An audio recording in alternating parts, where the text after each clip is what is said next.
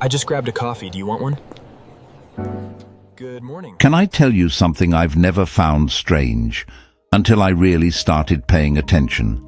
You can completely change another person's mood without saying a single word. Not because you're trying to, not because you're showing off. Sometimes, just walking into the room is enough. Have you ever had one of those moments? You arrive somewhere. Maybe it's work, maybe it's a family gathering, maybe it's a birthday party where you only know 2 or 3 people, and within a few minutes, something feels different. One person suddenly becomes unusually quiet. Someone who was laughing a moment ago isn't laughing anymore. Another person starts talking a little louder than everyone else, almost like they're trying to fill a silence that nobody else noticed. And here's the strange part. You haven't even introduced yourself yet. Most of us respond the exact same way. Our mind immediately asks, "What did I do?" It's almost automatic. Our brains are incredible detectives. But sometimes, they're investigating the wrong mystery. Honestly, if overthinking burned calories, some of us would accidentally become fitness influencers. What if, just for a moment, you asked a different question? Instead of, "What's wrong with me?" What if you quietly wondered, "What might my presence have reminded them of?" That single question changed the way I looked at almost every relationship. Not because it made me suspicious, but because it made me curious. And that's when I came across an idea from Carl Jung that completely changed the way I looked at moments like these. Jung believed that we don't simply react to people, we often react to what they awaken inside us. That's a beautiful sentence. But let me translate it into normal life. Sometimes, someone walks into the room, and without saying anything, they quietly remind us of a version of ourselves we've been avoiding. And that feeling can be surprisingly uncomfortable. Think about standing beside a quiet lake. 2 people can look into the exact same water and walk away feeling completely different. One notices the sunrise. Another notices the storm clouds. The lake didn't choose what to reflect. It simply reflected whatever each person was standing in front of. Human beings can be a little like that. Sometimes, your presence simply reflects something another person wasn't expecting to see. Now think about someone you admire. It could be a teacher, a friend, someone at work, or even a stranger you've only met once. Chances are, they didn't inspire everyone in exactly the same way. Some people probably felt motivated, others barely noticed them, and someone else may have quietly felt uncomfortable without understanding why. The person never changed. Only the conversation inside each observer changed. And that's the part most of us never see. Here's where things become surprisingly human. Most people don't wake up in the morning thinking, "Today I'm going to compare myself to somebody." It doesn't work like that. Comparison is usually much quieter. Someone walks into the room, and without meaning to, they remind you of something you once wanted for yourself. It could be confidence, discipline, peace, a healthy relationship, or simply the courage to finally begin. And suddenly, without anyone saying a word, an invisible conversation begins inside your own mind. Think about someone you genuinely admire. Chances are, they made you want to become a better version of yourself. That's the healthy side of comparison. It says, if it's possible for them, maybe it's possible for me too. But sometimes, that beautiful feeling quietly changes. Inspiration slowly becomes measurement. Measurement becomes frustration. And frustration begins looking for somewhere to land. And this is the part almost nobody notices. Before people explain their feelings, their behavior usually changes first. Conversations become shorter. Curiosity becomes quieter. The person who used to ask, "How's your project going?" somehow stops asking altogether, not because they consciously decided to, but because every answer quietly reminds them of a conversation they're trying not to have with themselves. Here's something I wish someone had told me years ago. People rarely announce that they've started comparing themselves to you. Their behavior usually tells the story first. One day, they're genuinely interested in your life. They ask questions. They celebrate your little victories. They even remember details you forgot you shared. Then, almost without warning, the questions become fewer. The conversations become shorter, not because they suddenly dislike you, but because every answer quietly reminds them of something they haven't made peace with yet.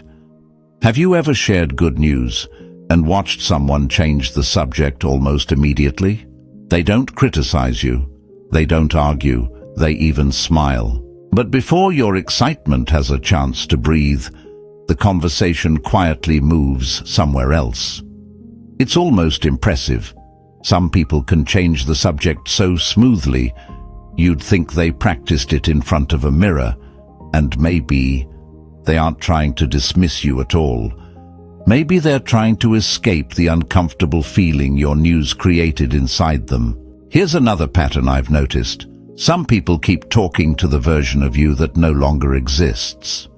They still introduce you as the shy one, the one who always struggled, the one who never finishes anything.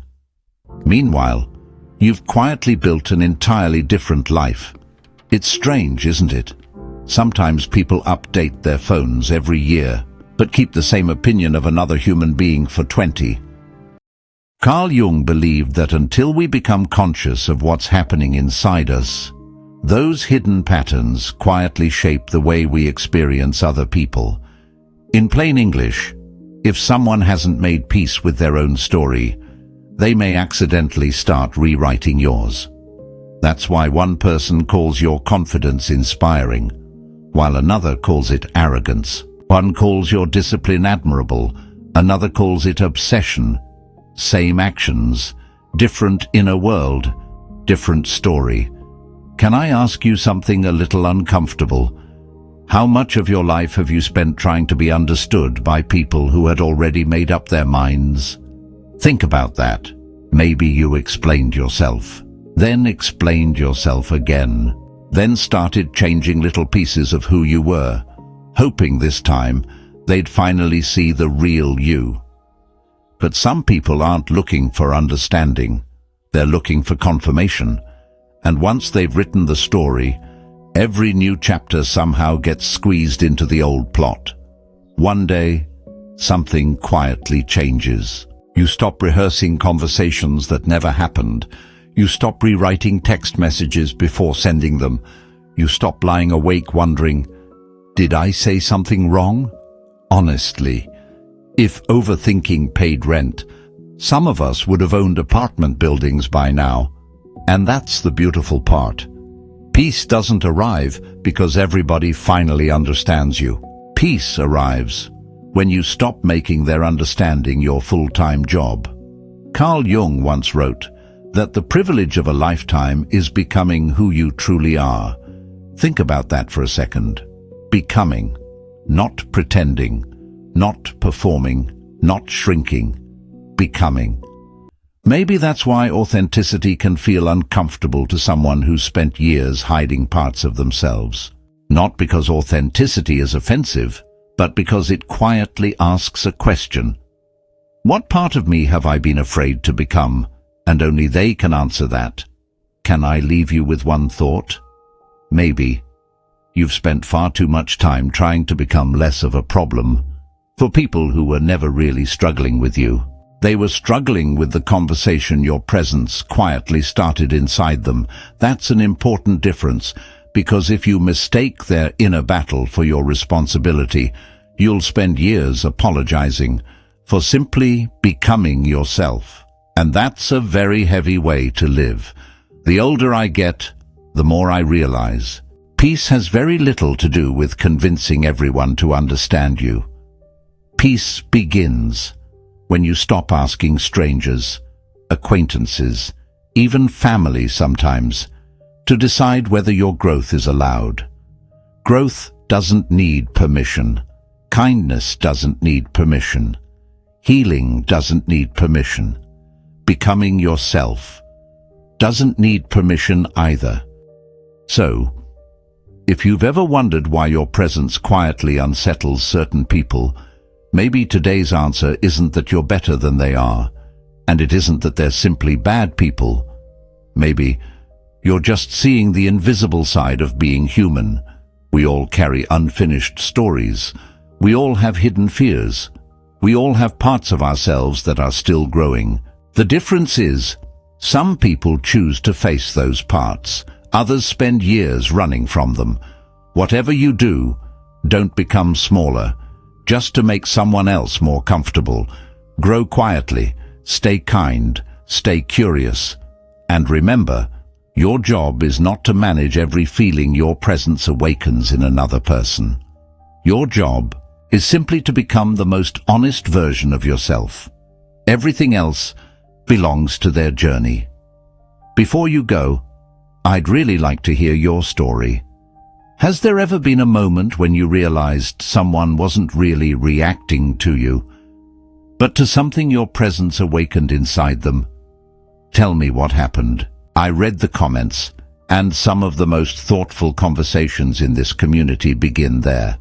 And if this conversation gave you even a little more peace than you had 20 minutes ago, I'd love to have you back for the next one. There's still so much of human nature left for us to explore together.